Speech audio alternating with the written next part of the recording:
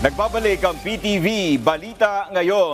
Nagpasalamat si Defense Secretary Gilberto Teodoro Jr. sa American government sa pagpapadala ng kanilang 2 aircraft para tumulong sa humanitarian assistance and disaster relief mission sa mga nasalanta ng Super Typhoon Julian sa Batanes.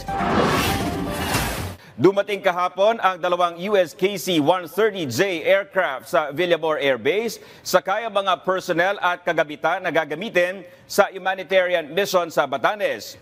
Sa tulong ng 2 eroplano, madadala sa Batanes ang 1,000 family food packs mula DSWD, 1,000 shelter repair kits mula Office of Civil Defense, 2,500 graded tarpaulin sheets at 1,000 kitchen sets mula sa International Organization for Migration.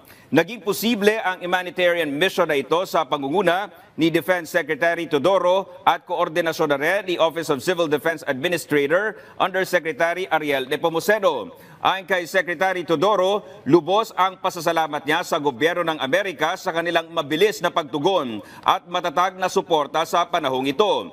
Dagdag pa ng kalihim, mahalaga ang kanilang tulong habang nagtataguyod ang pamahalaan para muling itayo at magbigay ng ayuda para sa mga komunidad na naapektuhan ng Super Typhoon Julian.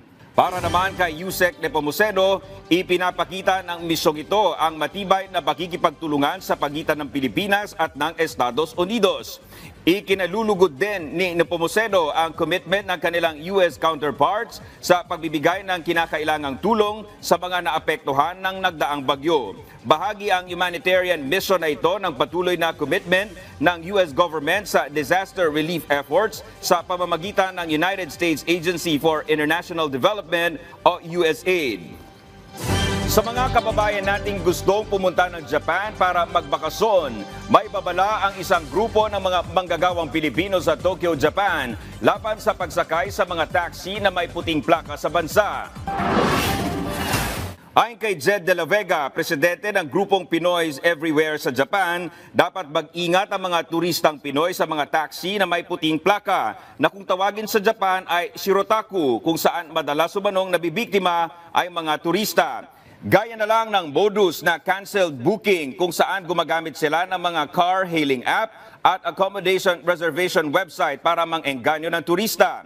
Ayon kay De La Vega, berde ang kulay ng plaka ng mga legal na taxi sa Japan at hindi otorisado ang mga taxi na may puting plaka na gamitin sa negosyo dahil ito ay pampribado lamang. Dagdag pa ni De La Vega, kapag nasangkot sa aksidente ang mga illegal na taxi, walang makukuhang insurance coverage ang pasaherong turista. Pero kung sa legal na taxi, maaaring makaklaim ng nasa 80 billion yen o $500,000 US.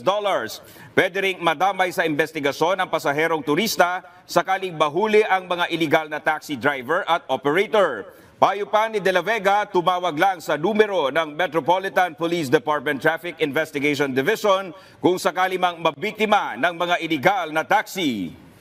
At yan ang mga balita sa oras na ito. Para sa iba pang updates, i-like at i-follow kami sa aming mga social media account. Ako po si Dominic Almelor para sa Pambansang TV sa Bagong Pilipinas. Magandang tanghali.